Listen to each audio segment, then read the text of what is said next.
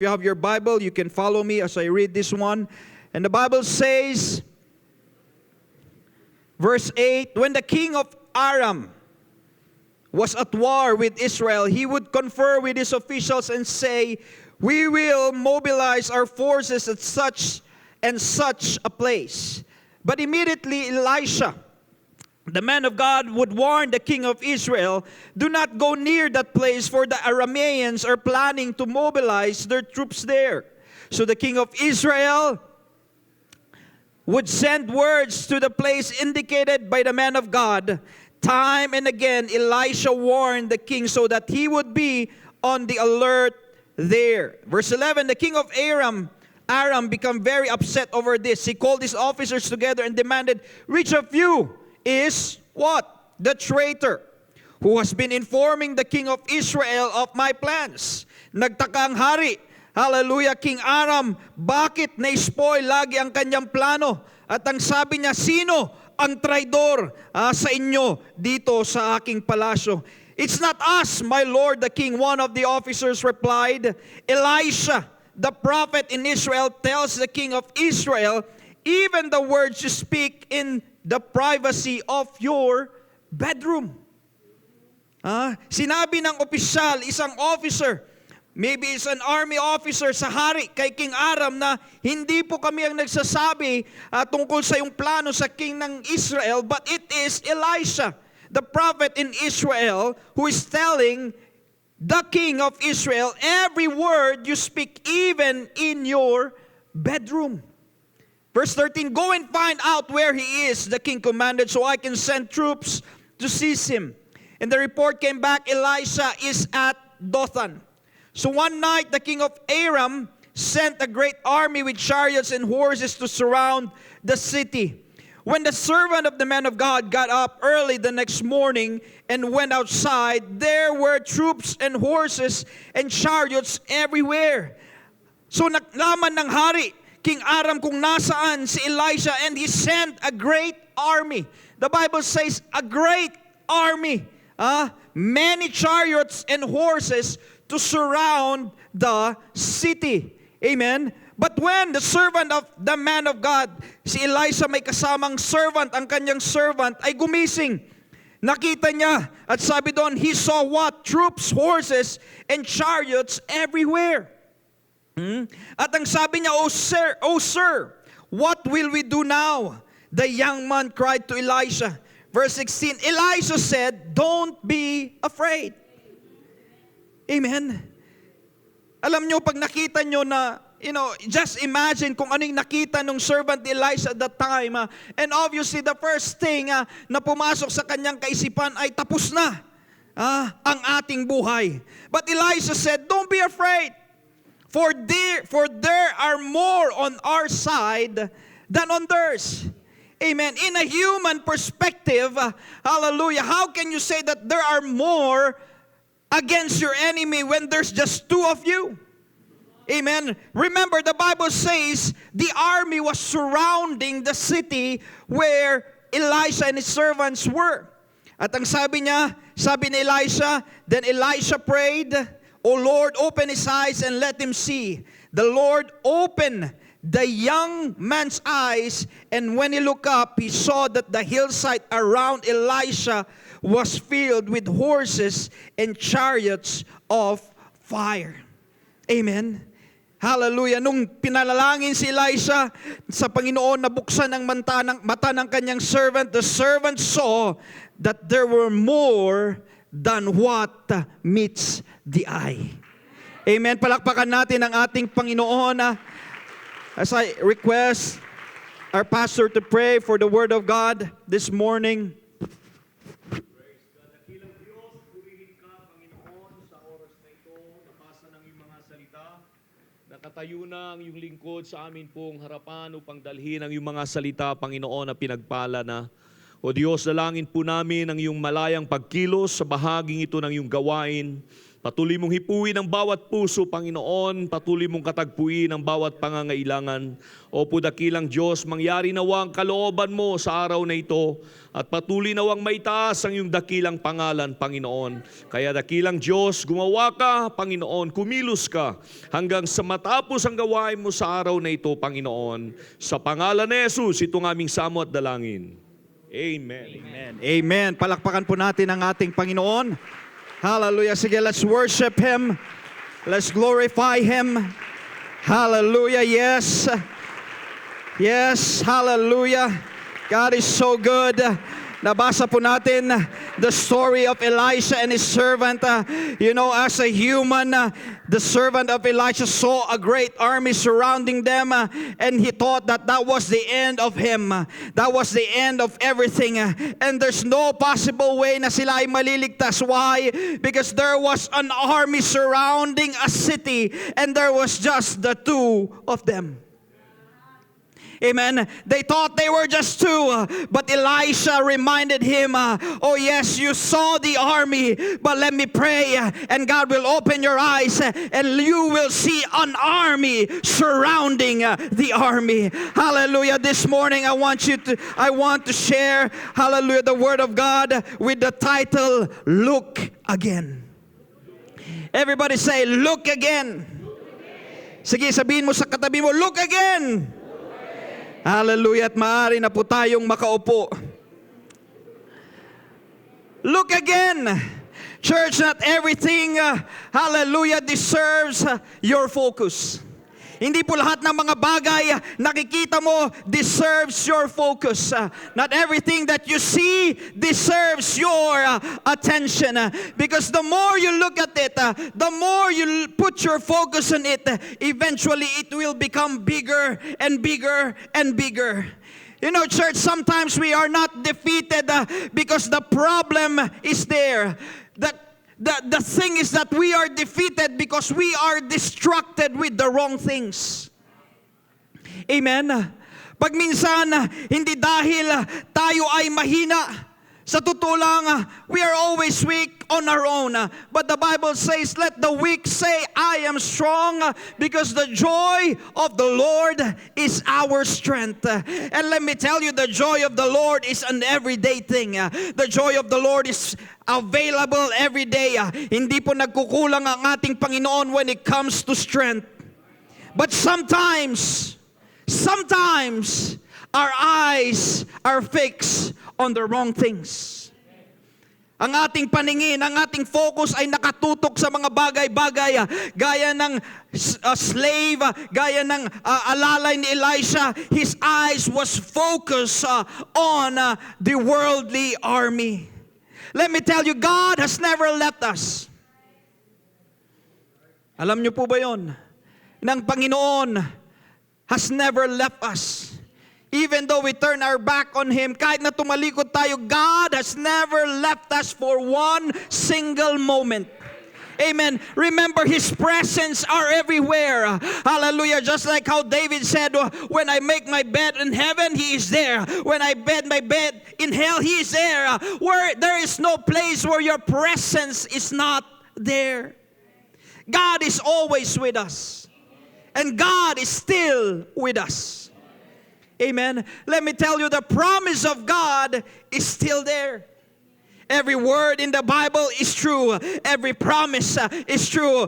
There's a song that says, every promise in the Bible is mine. Every chapter, every verse, every line. I am trusting in His word divine. Every promise in the Bible is mine. Hallelujah. Because God has never left us. Kahit minsan hindi tayo iniwan ng Panginoon. Kahit akala natin ay wala nang nagmamahal sa atin, God loves us. God loves us. The problem is this. We focus too much on the problem instead of the promise. Nakatingin tayo masyado sa problemo. Si Senyor. Entiendes? Yun na lang, tapos na ako doon.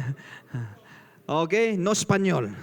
But you know what? Sometimes we study the problem too much that we forget the promise of God.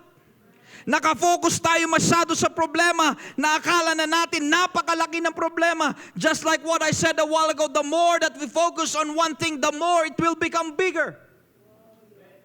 Amen? The more it will grow and it will cover the things that should not be covered. Every now and then, let me tell you, problems will happen. Mangyayari ang problema, circumstances will happen. But let me tell you, the promise of God still stands until today. Hindi po yan magbabago. Hindi po yan liliit ang ating Diyos. Hindi po liliit ang ating Diyos dahil mas malaki ang tingin natin sa problema. Lo, let me tell you, God is bigger than every situation, every problem, every circumstances of our life. So you better look again because God will never be defeated. Always remember, what we magnify in our eyes will become what? Bigger, and it will influence our actions. It will influence our actions.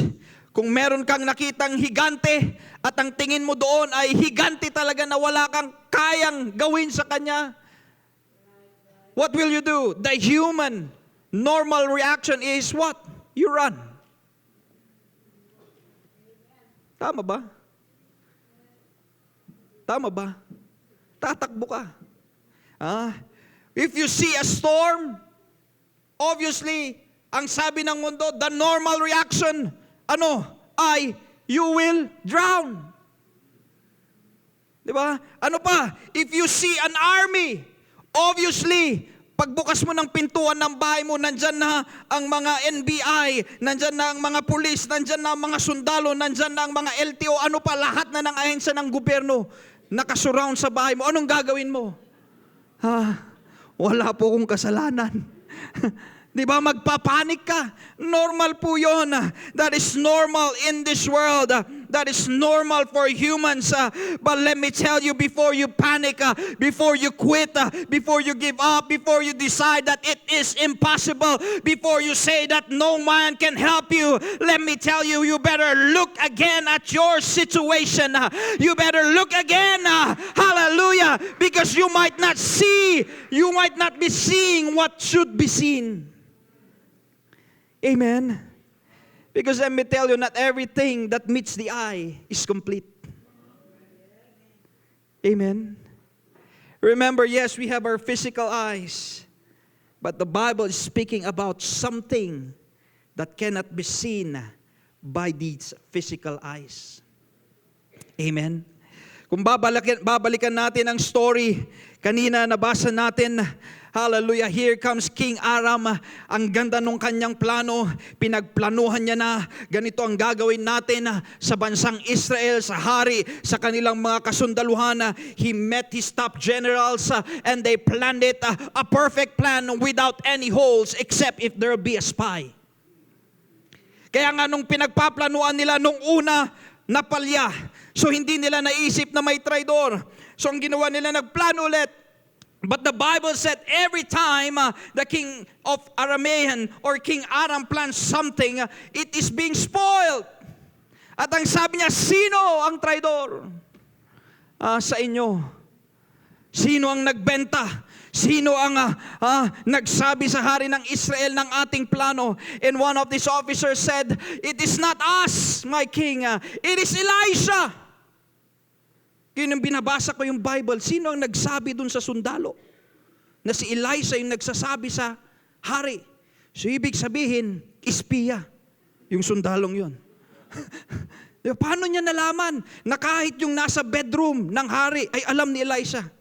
Well, hindi natin alam. Bahala na sila. But napaisip lang ako, paano niya nalaman? Well, obviously, it's because of God. Amen? It is because of God.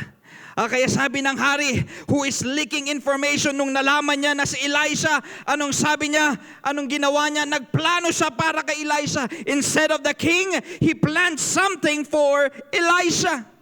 You know, the king has no problem when it comes to spy because there was no spy. The question was supposed to be like this. Sino ba ang nagsasabi kay Elisha? Because the king Wala siyang spy problem. But what? He has a problem with God. Alam niyo kung ang Diyos na ang nagbibigay ng information, ano pang laban mo? Kung ang Diyos na ang nagbibigay sa iyo ng information, why will you ask questions? No question asked. Just do it. Amen. Because remember this, you can never surprise God. You can never out-strategize God. Hindi mo pwedeng sabihin na mas magandang plano mo sa ating Panginoon. You can never say that you can outwit God. The Bible says, who can measure the mind of Christ? His thoughts are higher than ours. Hallelujah. His ways are higher than our ways. You know, the enemy can surprise you, but the enemy can never surprise God. Always remember that. Pag minsan, di ba, pag sagot mo sa telepono, surprise. Ano yung surprise? Bayad ka na utang. Utang mo, hindi mo pa nabayaran. Surprise! Ano yung surprise? Hindi ka pumasa sa exam. Dahil hindi ka naman nag-exam. Na-surprise. Surprise talaga. May tumawag sa'yo. At anong sabi? The number you have dialed is unattended. May tumawag, wala ka ng pera sa bangko. May nag-message sa'yo na may nagbubukas ng inyong account, mobile account. Sa panic mo, pumunta ka sa bangko, winidraw mo lahat. Na-surprise ka dahil walang laman yung bangko. Galit na galit ka. Naalala mo, wala talagang laman. But again, let me tell you, you can never surprise God. Amen? Kaya anong ginawa ni King Aram? He sent, listen, if you will read the story, isang tao lang yung kailangan nilang huliin. But again, why did King Aram send an army? Imagine, how scared is King Aram sa propetang ito? Amen? He knows Elisha. He was the army, his officer told him about Elisha. And if you will read the story on how the officer told King Aram about Elisha, anong sabi niya? That Elisha knows every word that you speak, even in your bedroom. Meron siyang CCTV. Meron siyang spy cam. Meron siyang microphone doon sa loob ng kwarto. Pero wala pang ganun noon. And you know what? King Aram was very scared, takot. Bakit? Paano itong tao naririnig niya lahat kahit yung nasa kubeta ako, kahit nung kumakanta ako habang naliligo, alam niya. Wala namang tao. Kaya this king sent an army. Dahil ayaw niya na kahit malaman ni Elisha na pupuntahan siya ng king, ay wala na siyang lulusutan. Just imagine a city. Bigyan na lang natin ng picture. Ang syudad ng Baguio ay pinalibutan ng army. Kaninong army? Bahala na kayo mag-isip. Just imagine how many soldiers was there to surround a city. Ilang mga tao, ilang chariots, ilang horses ang kailangan to surround a city. That's how many the King Aram sent just to capture 2 men. Actually, wala silang pakialam dun sa servant eh. Si Elisha lang ang pakay nila. Ito namang servant, nakikisama. Sabi, hindi ka kasama dyan. Si Elisha lang. Di ba, nasubukan nyo ng kumakaway kayo dyan. Tapos hindi pala kayo yung kinakawayan. May kumaway, tapos, yung pala, yung nasa likod mo pala. Parang ganun yun, yung servant ni Elisha. Pariak-react siya. Sabi niya, Elisha! Sabi ni Elisha, hindi naman ikaw huhuliin yan eh. But again, the king of Aram planned. And look, the Bible says, he sent it in the night of night. May gabi ba ang gabi? Meron, gabi. The enemy moved at night. Gumalaw sila, kumilos sila, at doon pinalibutan nila ang buong syudad ng Dotan. Hindi ko alam kung saan ang Dotan. I-research nyo na lang. While Elisha was sleeping, the soldiers came at night. Hallelujah. At pinalibutan nila ang buong Dothan. They blocked every entry, every exit. Lahat ng pwedeng matakasan ni Elisha ay kanilang pinuntahan at binarahan at sinarahan para walang lusot kahit malaman ni Elisha ang plano. But listen, yes, the enemy moved that night. Yes, they planned very carefully. Hallelujah. Lahat ng kanilang utak binuhos nila doon para lang mahuli si Elisha. But let me tell you, yes, Elisha was sleeping, but his God never slept. The God of Elisha was never asleep during that time. The Bible says, He that keepeth Israel shall neither slumber nor sleep. Just because Elisha didn't see it coming, God didn't see it coming. Let me tell you, your situation is there and it's coming. Maaring nandiyan ka na, maaring parating pa lang, but let me tell you, God knows and He is already there with you. Amen. You can never surprise God. Kaya nung paggising ng umaga, anong nangyari? Na-surprise. Sino? Yung servant. Amen. Unang gumising yung servant. At paggising niya, pagbukas niya ng pintuan, umiinat-inat siya. Umiinat siya. Sarap ng tulog niya. Pagkatapos ang lutuan ni Elisha, pinakain at pinahiga. Baliktad yata. Na-surprise si Elisha. Sabi niya, bakit ako yung gumagawa nito? Kaya napuyat si Elisha. At nagising itong servant at pagbukas niya ng pintuan, papito-pito. At nung kanyang tiningin ang kanyang mga mata sa kabundukan, sa paligid, nakita niya ang army. Nakatutok lahat sa kanya ang mga bala. Baril. Parehas na po yun. Behold, an host encompassed the city, both with horses and chariots. Kahapon normal ang mga bagay-bagay. Si Elisha at yung servant siya, wala. Simple lang. They were relaxed sa kanilang tinitirhan. Wala silang iniisip na problema. They were there enjoying the resort of Dothan. Nandun sila sa swimming pool. Nandun sila sa bathtub. Nagjajakusi. Hallelujah. Kaya napuyat si Elisha. Wala silang iniisip na makikipaglaban sila. Walang iniisip, wala silang nakikita na magiging rason para sila ay lulusubin. Lalo na yung kanyang servant. So when the servant opened his eyes, anong sabi niya? Alas! Bakit pusoy? Bakit naman kasi alas? Sabi ng servant, sabi ni Elisha, nagpupusoy ka na naman. Anong sabi niya? My master, how shall we do? Anong gagawin natin, master? Tinignan niya sa kaliwa, may chariot. Tinignan niya sa kanan, may chariot. Sa harap, tinignan niya, may chariot. Everywhere, may makikita ng chariot. Handa na silang panain, handa na silang itakin o anuman, sibatin o anumang armas ang dala nila. Handa na silang sagasaan. At anong sabi niya? There's only 2 of us, Master. Kutsilyo lang ang dala ko. In today's language, kung titignan natin, sabi niya, Elisha, wa na tayo, deads na. Makakapagsalita ka pa kaya kung ikaw yung servant, siguro ang sabi, kung ngayon, sabi ni Elisha, di ba, pag minsan pag takot ka na, kahit may gusto kang sabihin, hindi ka na makapagsalita. Di ba? Sign language na lang. Ganon na lang. Kaya imagine, isipin nyo, sabi ko, bigyan nyo ng kulay pag binabasa nyo yung Bible. Lagay nyo yung picture. Yung servant ni Elijah, sabi niya, malaking problema. Dalawa lang tayo. Kaya kong makipaglaban, pero dalawa lang tayo. Pero listen to what Elisha said. Sabi niya, don't panic. It's organic. Saan ba nanggaling yun? Sabi niya, don't panic!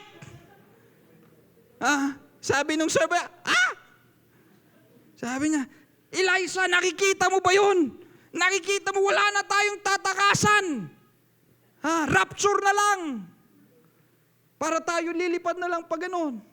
Dahil napapalibutan na tayo. Anong sabi ni Elisha? Fear not, for they that be with us are more than they that be with them. Sabi ng servant niya, what? More of us? 1, 2. More. Elisha. 1, 2. 1, 2, 1, 2. Wala na, Elisha. Wala nang 3. Isama na natin yung kabayo na kasama natin. 4. Siguro itong kasama ni Elisha payat-payat pa. Kaya sabi niya, 1.5. Sabi niya, 1 prophet, 1 servant, army. Army. 1, 2, tie my shoe. 3, 4, shut the door. Sabi niya, 5x, let's run. Wala na. Sabi niya, Elisha, nasisiraan ka na yata ng loob. Pero remember, yes, 2 men, same morning, same city, same army, same situation, same enemy, but complete different reaction. Magkaibang kanilang reaction. One panic, the other was calm. Sabi niya sa servant niya, don't panic. Have a break. Have a Kit Kat. You know, the servant saw an army. Ang nakita niya, an army that is against them. Nakita niya ang army na handa na silang huliin. Grabe, no? Mantakin mo yun, buong army. Siguro buong army na yun. Syrian army para huliin sila. Para lang sa dalawa. Actually, isa lang eh. Nakisama lang itong servant. You know, the servant saw what was in front of them, what was against them, but Elisha knew who was for them. Elisha knew at that time, yes, there's an army in front, but Elisha knew there's no problem because the army that is with me is greater and bigger than the one surrounding me.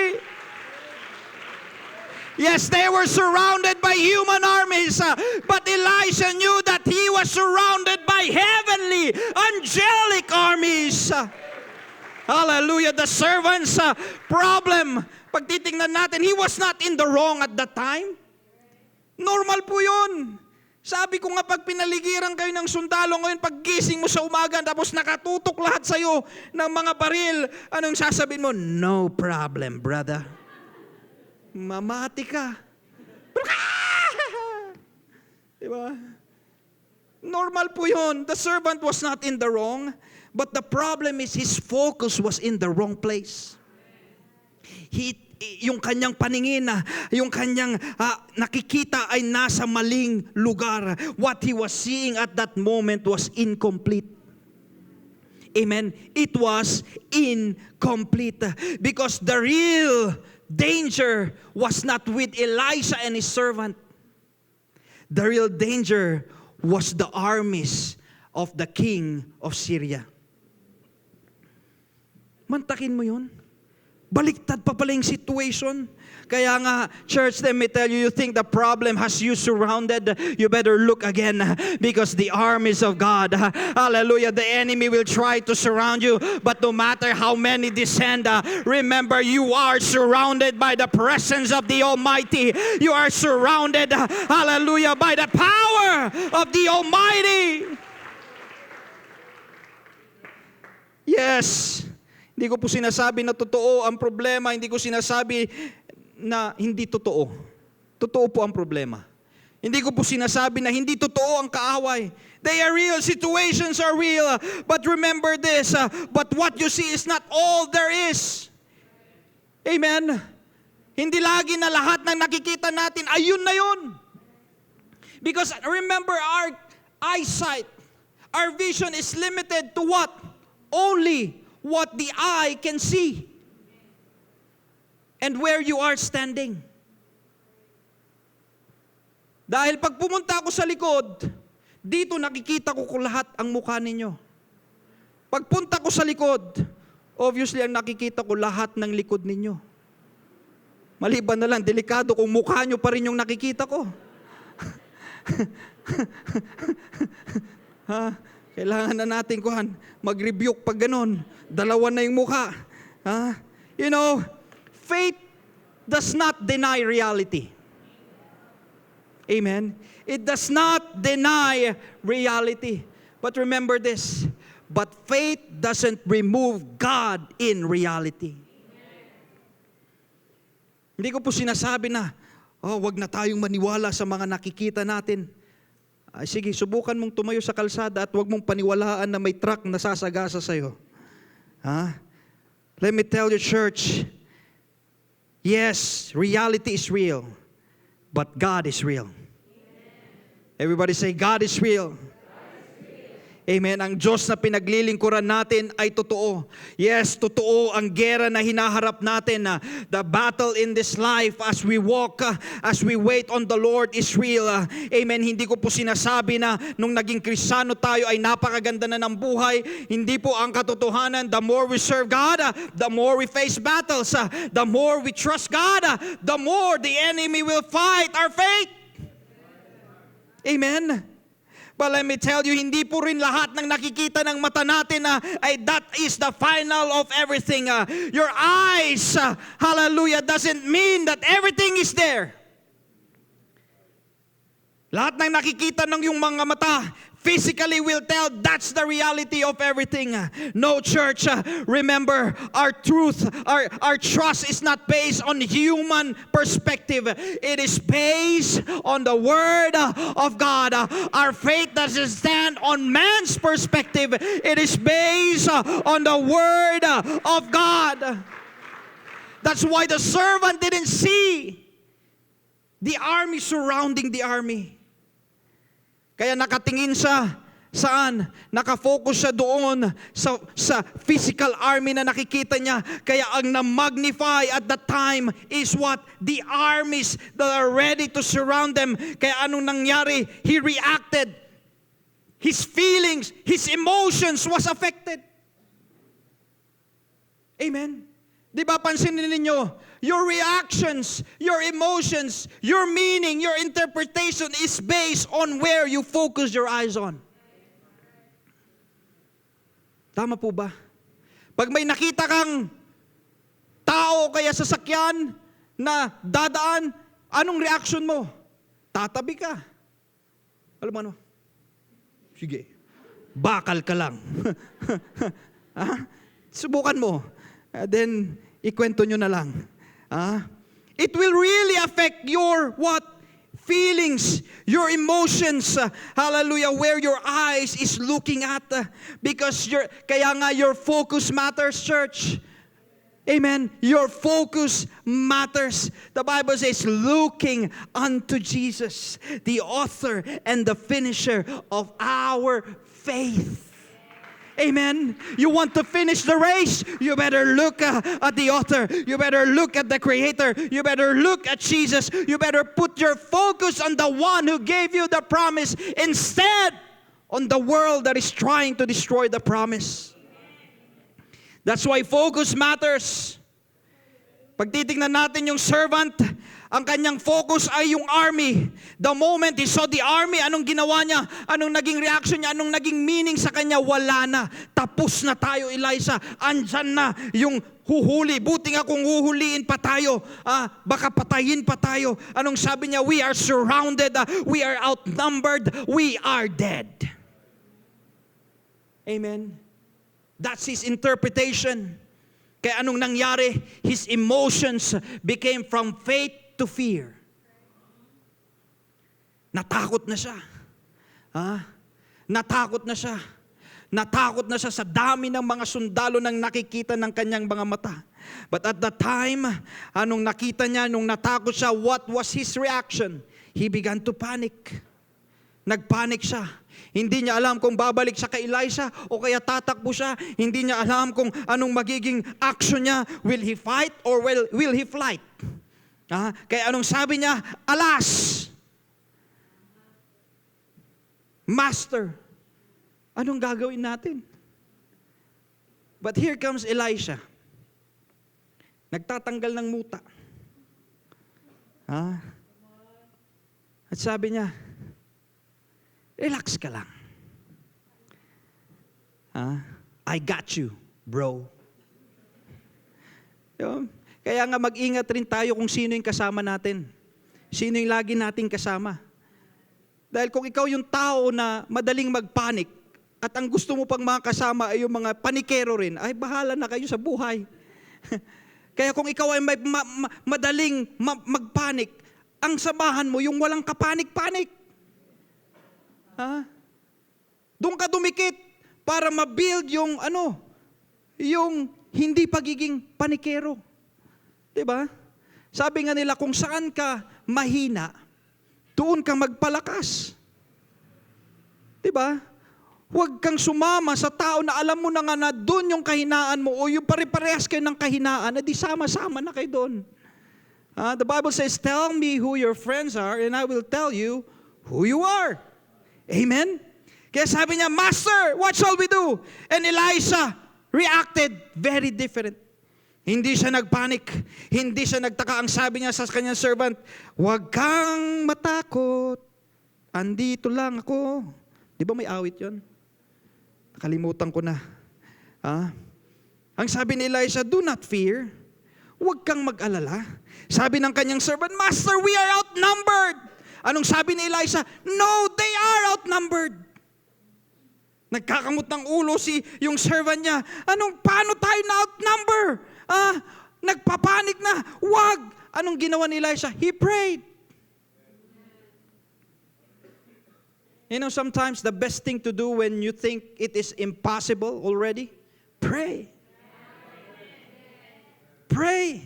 Don't let your emotion lead you to a reaction. Take it to God. Huwag mong hayaan na yung emosyon mo. Kaya nga, lagi tayong napapaalalahanan na huwag tayong gagawa ng desisyon when our emotions are heightened. When you are so happy or when you are sad. It is when everything is calm. And the best way to get calm, to be calm, is pray. Just pray. Anong ginawa ni Elisha? He prayed. And listen to his prayer. Pagpapakinggan natin yung prayer na ginawa ni Elisha. It was not prayer of what? Desperation? No. Elisha did not pray, God, send us help. God, tulungan mo kami. Andyan na yung mga army. God, kaservant ko, gawin mong 1,000. Listen. You know, he did not pray for God to remove the army. Anong pinag-pray ni Elisha? Pinag-pray niya yung servant niya. Panginoon, buksan mo yung mata neto. You know, the prayer does not connect with the situation. Why will you pray na buksan yung mata ng servant mo yung armies nandyan na? Ano sabi ni Elisha? God, open the eyes of my heart, Lord. Hindi po sabi niya, buksan mo yung mata nung kasama ko. Lord, I pray thee, open his eyes that he may see. You know, sometimes, nagtataka tayo, bakit yung prayer mo hindi nasasagot? Why? Because you're praying for the wrong thing. Because always remember this. God is already there before the armies arrive. Bago pa dumating yung army ni King Aram, andun na yung army ni Elisha. Amen.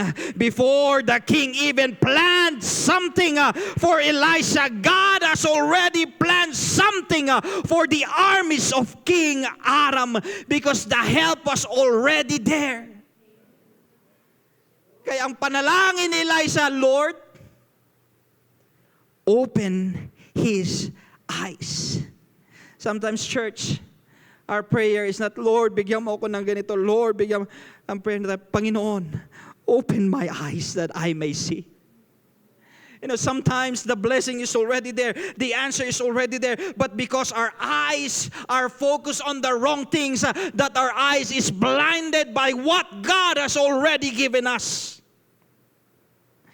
Before the servant woke up, The armies of God was already there. God was already there. Before the Syrian armies was there to surround the city, andun na ang presensya ng Panginoon. Andun na yung mga army. Before He even planned it, God was already there. Before the servant even panicked, God was already there. Kaya let me tell you, before your situation arrived, God is there already. God is already there beside you. The answer is already there. In position. Amen. Nakaposition na ang kasagutan ng ating panalangin. Kaya nga sabi sa Psalms 46, God is our refuge and strength, a very present.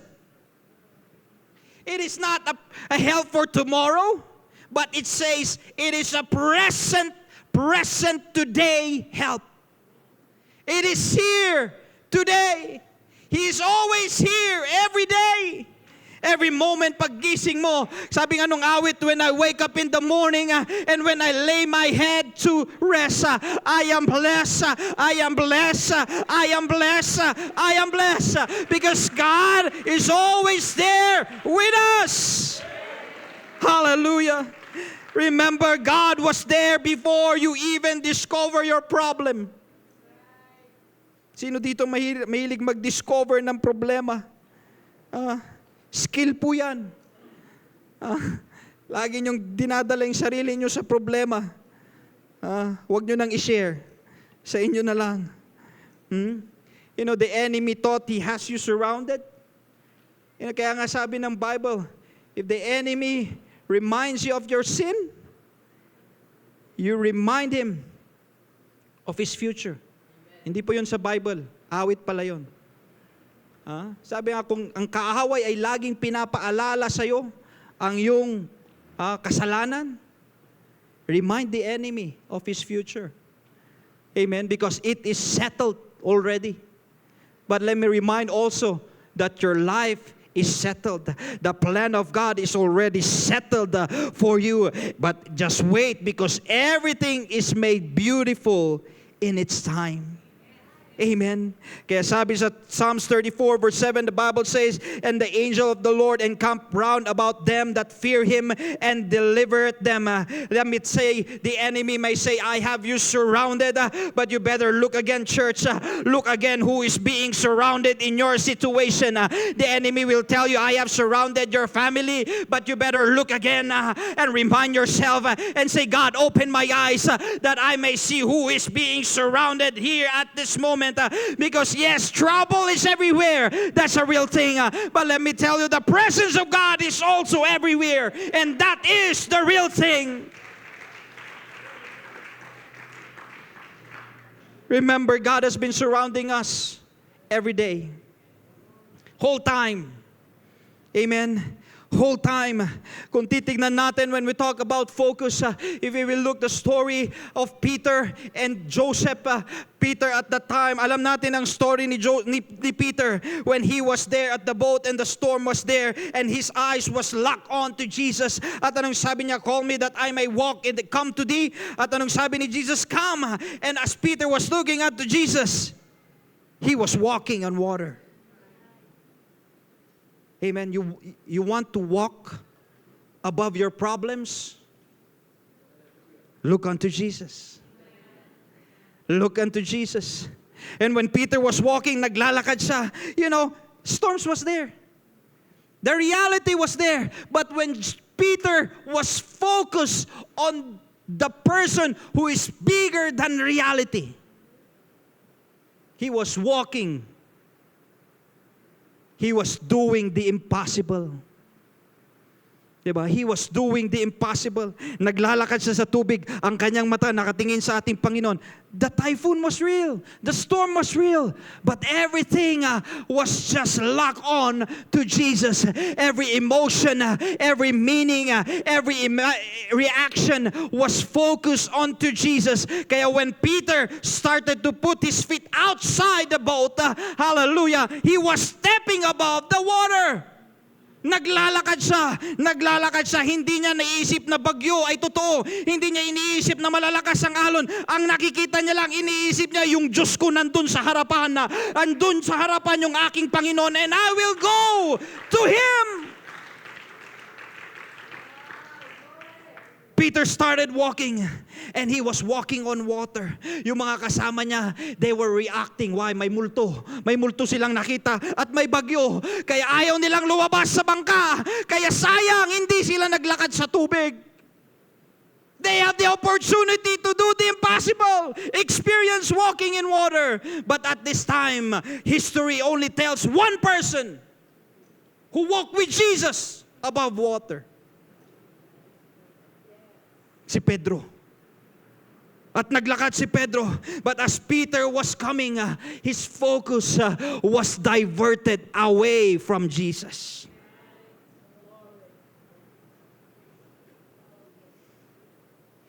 It was not the storm who helped him walk on water. Let me tell you, it's not your problem who will help you go to heaven. Amen. It will not dictate. It is not the final thing of you. Because the promise of God is what He has already prepared. A good future, a good plan for each and every one of us. He did not need the storm, amen, para lumubog siya. Sa totoo lang. Alam niyo ang naging rason bakit siya lumubog? It's not because of the storm. It's not because of the waves. It's not because of his co-apostles na nandun sa likod. Pedro, bumalik ka dito! Bakit ka naglalakad sa tubig? May mga taong ganon. Nag-enjoy ka sa plano ng Panginoon. You're doing the impossible. Huwag mong ituloy yan. Imposible yan. Nakikita na nga nilang posible. Hindi yan. Totoo. It's a dream. May mga taong ganon talaga. But here comes Peter. It was not them. It was not the storm. But it was his focus. When his focus was a bit tilted, ang nakita niya yung likod ni Jesus. Nag-sidestep siya. Sabi niya, parang basketball lang.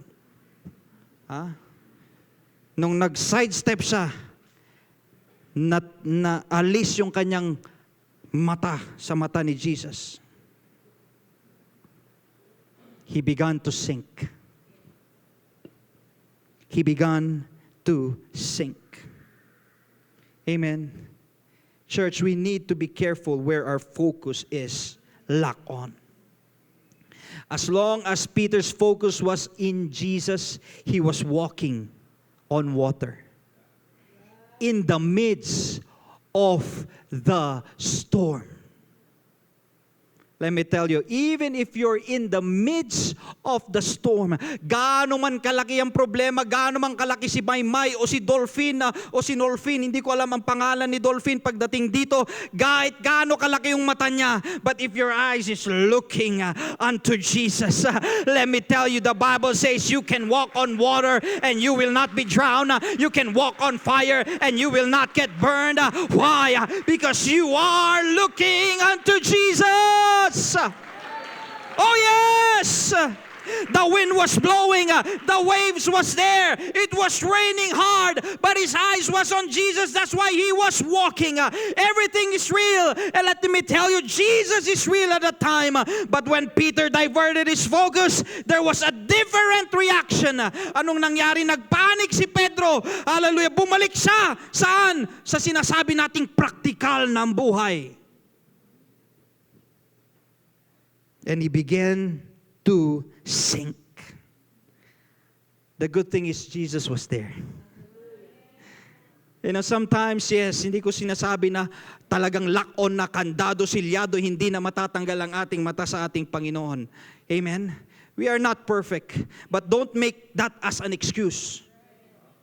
Never make your humanity as an excuse to sin. Because we have always a choice. We can always make a choice to sin and not to sin. To focus on Jesus or not to focus on Him. Amen? Kaya buti na lang, andun ang ating Panginoon. Amen? That's why, The Bible says clearly, Jesus didn't leave Peter. Niligtas ng ating Panginoon si Peter. Why? Because even in the midst of the storm, kahit nung na-divert panandalian yung kanyang paningin, bumalik ang kanyang paningin sa ating Panginoon and he called on the name of Jesus. He said, Jesus, save me! Sometimes when our focus are diverted, the only thing we need to do is go back and say, Jesus, save me! Amen. Save me. Kaya nga we need to be very careful when it comes to where our eyes is looking at. Our focus is what? Looking at. The Bible always reminds us, Isaiah 26:3, Thou wilt keep him in perfect peace, whose mind is stayed on thee. Yes, your environment may become troublesome. At normal po yan, nasa mundo tayo. Problema dito, problema doon, problema kahit saan. That is true. That is life. And that is the beauty of life. That is the beauty of life. You know, sabi nga ng isang kasabihan, ewan ko kung kasabihan ito, tough times create strong men. Strong men create good times. Good times create weak men. Weak men create tough times. And tough time again create strong men. So where do you belong? O bahala na kayo mamili kung na-gets nyo yun. Ipopost na lang natin. But again, the Bible says, whose mind is stayed on thee, thou wilt keep him in perfect peace. Amen. That was Peter. Kung titignan natin, Peter at that time, the focus and example of focusing on Jesus, and when your focus is removed on Jesus, it was a split second, but it means life. If we will go to the story of Joseph, same situation. Pero kung titignan natin si Joseph, mas mahaba yung sa kanya. May mga situation tayo na instant lang, mabilisan, pero kung nawala ang focus mo, delikado. It will give you a great what? Effect. Whether good or whether bad. But if we will look at the story of Joseph, it tells us about a long process where focus is really tested. Kung titignan natin yung story ni Joseph, nakakita siya ng panaginip. It was not an overnight. Just like how Peter had his experience, Joseph had years to grasp the reality of his dreams. But listen, Joseph at this time, he needs to put his focus on the right location, at the right place, so that he could survive the process. Amen. There's always a process. Remember, say process. Peter had keep his eyes on Jesus through a storm, but Jesus had to keep his eyes on the promise. Joseph had to keep his focus on the promise so he could survive the process.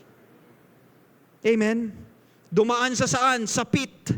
He went through betrayal. He went through betrayal upon betrayal upon betrayal. Ang buhay ni Joseph ay punong-puno ng pagkatraidor. Tinraidor siya ng kanyang mga kapatid. Tinraidor siya ng asawa ng kanyang amo. Tinraidor din siya ng kosa niya sa preso. 3 traidor sa kanyang buhay. Amen. If in a human eye, in a human perspective, why hold on to the promise? Why still look on to the promise? Why? Let me tell you, pit was not the final thing when it comes to the story of Joseph.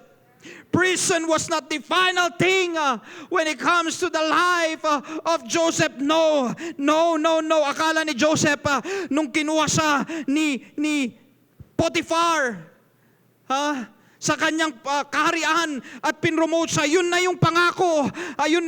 Naging master siya ng mga slave because he was blessed with skill and intelligence. But no, he was reminded that was not the final of everything. Kaya binalik siya ng Panginoon saan sa ilalim again to remind him that he needs to keep on his eyes to the promise. And when he was in prison once again, he was given a promise when he gave a what? Interpretation doon sa kasama niyang preso sa kanilang panaginip. At nung bumalik yun sa kaharian ng Pharaoh, sabi niya, wag mo kong kalimutan, tropa. Pero how many years did Joseph wait and the promise was not yet fulfilled? But we know the story. When Joseph was brought to Pharaoh's palace, he was given, he was promoted, and little by little he can see the promise being unfold in his life. Kaya sabi sa Genesis 50 verse 20, but as for you, ye thought evil against me when Joseph was facing his brothers at the palace, and they were bowing at him. Anong sabi ni Joseph? But as for you, you thought evil against me. But God, I want to say, but God meant it unto God. You better look again on your situation, brother. You better look again on your situation, sister. Yes, you think it is evil, but the Bible says all things work together for good to them that love God, to them that are called according to His purpose. Yes, Joseph saw a pit, but God saw Egypt. Hallelujah. They saw a slave in Joseph, but God saw a governor in Joseph. They saw rejection in the life of Joseph, but God saw preservation for the entire nation of Israel. Church, so you better look again where you are right now. Maaring wala ka pa sa valleys of your life, but look again, you are there in top of the mountain because God wants you to be there. It was God who brought you there. And at the moment that you start going down in the valleys, let me tell you, God is there before you even reach the valleys of your life. And He is always with you. Kaya sabi ni David, though I walk through the shadow of the valley of death, I will fear no evil. It's not because of my ability. It's not because of my skill. It's not because of my title, because I am a king. No, because thy rod and thy staff, they comfort me. Oh yes, the army was real. Hindi ko po sinasabi na it was just a representation. It was real. The Bible is real. It is telling about a truth, historical fact. Nangyari ito. Hindi ito kwento-kwento lang. It was witnessed by many people. It was witnessed by his servant, by Elisha and all the armies there. Even the king, he knew it. It was not a story telling a lie. It was real. The army was real. But let me tell you, so were the chariots of fire. It was not just para pagaanin yung pakiramdam ng servant. Hindi po sinabi ni Elisha, huwag kang matakot. Merong mga kwan dyan. May mga chariots dyan na hindi mo nakikita. No. Elisha said, God opened his eyes, and the servant's eyes were open. It was his eyes. His eyes.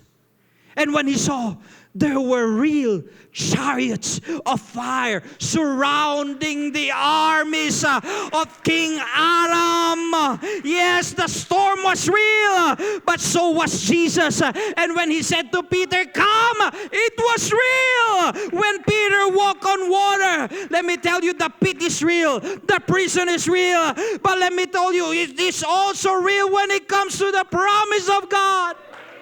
It is real. It is real. It is real.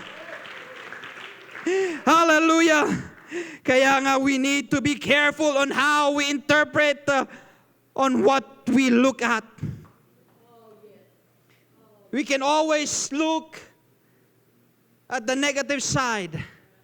But when you have the Word of God, you must always look at the promise of God. Hallelujah. Don't measure your circumstances. Don't measure your destination just because you can see problems. Hallelujah. Always remember, you need to look at the scope with the Word of God. Do not interpret things without the Word of God. Without God in every decision, without God in every choices, you need to make everything with God. Because without God, we are nothing. We are nothing. We know the story of the 10 spies, or the spies that Moses sent, and many of them, majority of them, told an evil report. The 10 spies made one terrible mistake. Anong ginawa nila? They interpreted reality without God. They said there are giants in the land. Hindi natin sila kaya. Ang lalaki nila, yes, totoo yung malalaki yung ubas kasing laki ng ulo. Bahala na kayo. Kung yung ubas kasing laki ng ulo, paano pa yung mansanas? Paano pa yung pakwan? Ganon kalalaki. But again, they interpreted the reality without God. They saw the giants and they look at themselves. They saw the giants, they look at the giants and they look at themselves. 7 foot, 5 foot, Amerikano, Pilipino. Tayo. Anong ginawa nila? Maliliit lang tayo, Moses. Grasshopper lang tayo. But look at the 2 spies, Joshua and Caleb. They were at the same place, same location, same group, same view. And what are they looking? Nakikita nila, this is the promise of God. A place flowing with milk and honey. I can see the fatness of the land. I can see everything. Their eyes was on the promise, not on the giants, because the giants was not part of the promise. The promise was the land. Stop looking at what is not promised in your life. Hallelujah. Sige, purihin po natin ang ating Panginoon. Oh yes. So when you make a decision, when you make a choice, always do it with God. Hallelujah. That's why the Bible says, oh, magnify the Lord with me. And let us exalt His name. What? Let us exalt His name by myself. Together. Together. You know what? Your reaction is not just for you. Remember, it can affect the one beside you. Kaya nga, imagine, the 10 spies, don't think na walang influence si Joshua at saka si Caleb. Pero again, because majority, yung iba doon, sumama na sila. At ganun po ang nangyari sa mga Israelites. Because Joshua and Caleb, listen, Joshua and Caleb has a tribe. Hindi lang po sila dalawang tao. They were chosen by their tribe. They have the skills, they have the abilities. All of them has the skills and abilities. And they were not just 2, but they were backed up by their tribe. But again, why did they choose the evil report? Because their focus was on the majority. They were magnifying the evil report instead of the promise of God. So church, be careful. Romans 10:17 remind us, so then faith cometh by hearing, and hearing by the word of God. If the word of God says it's yours, it's yours.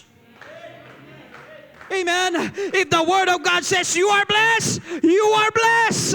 Hallelujah. It is not determined on how much money you have. It is not determined on how much things you have. It is not determined on what you finish, what status you are, what title you have. It is determined on what God said you are. You are blessed. So church, it's time to look again.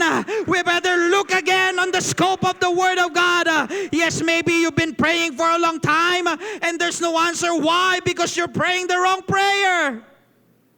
It's hard to pray and say, God, open my eyes. Open my eyes that I may see. Hallelujah. Hindi yung Panginoon, tanggalin mo na itong problema na ito. Pagbukas mo, nawala yung asawa mo. Lord, hindi yun problema, Lord. Mahal ko yung Lord. Di ba? Lord, tanggalin mo lahat ng mga problema sa buhay ko. Mag-ingat ka sa panalangin mo. Baka ikaw yung mawala. Dahil ikaw yung problema.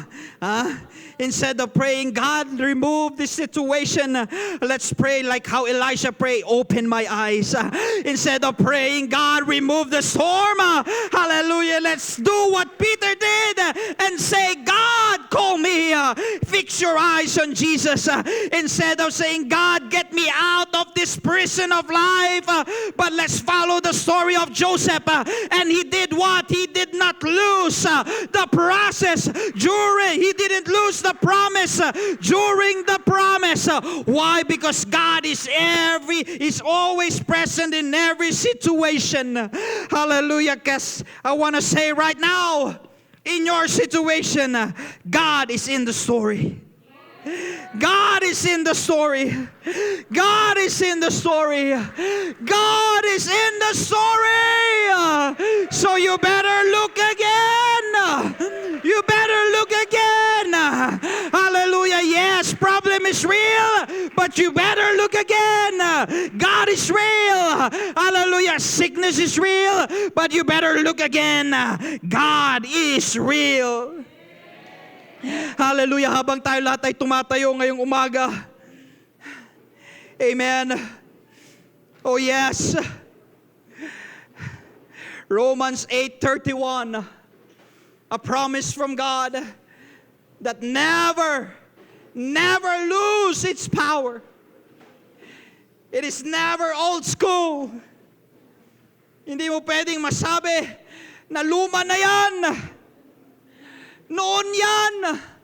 Yang pangako na yan, nagamit ko na yan, wala na yan kapangyarihan. Let me tell you, God is the same yesterday, today, and forevermore. If you still remember the preaching on the first Sunday of this year na pinangalan ng ating pastor, the same God, let me tell you, it is still the same message today because it is still the same God that we serve. He is still the same God yesterday, the powerful, the omnipotent, the omniscient, the omnipresent God, the eternal God, the immortal God.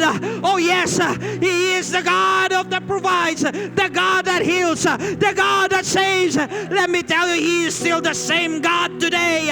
He did not lose any power. He did not lose anything. He's God who was never less.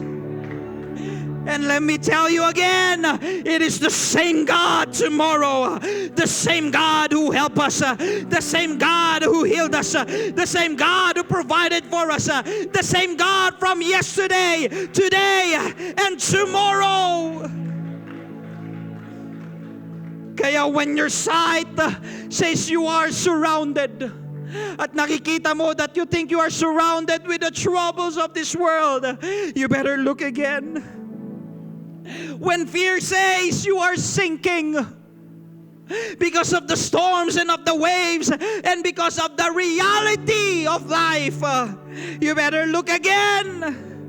When the pit says the dream is dead, when the prison says there's no more promise, you better look again, because what you see may be real. What you feel may be real, but let me tell you, but what God sees is not what you see, because it is not your finality, because what I see is not all there there is. What you see is not all there is. The army is real, but so are the chariots of fire. The storm is real, but so is Jesus. The pit is real, but so is the promise. Depression is real, but let me tell you, so is the joy of the Lord. You better look again. Look again. Look again. Oh yes, now faith is the substance of things hoped for, the evidence of things not seen. I want to remind you once again, the evidence of things not seen. Yes, we have our eyes, but we also have our faith, because faith understands that yes, realities are real, but God is with me through these realities. Oh yes, the promise is still standing.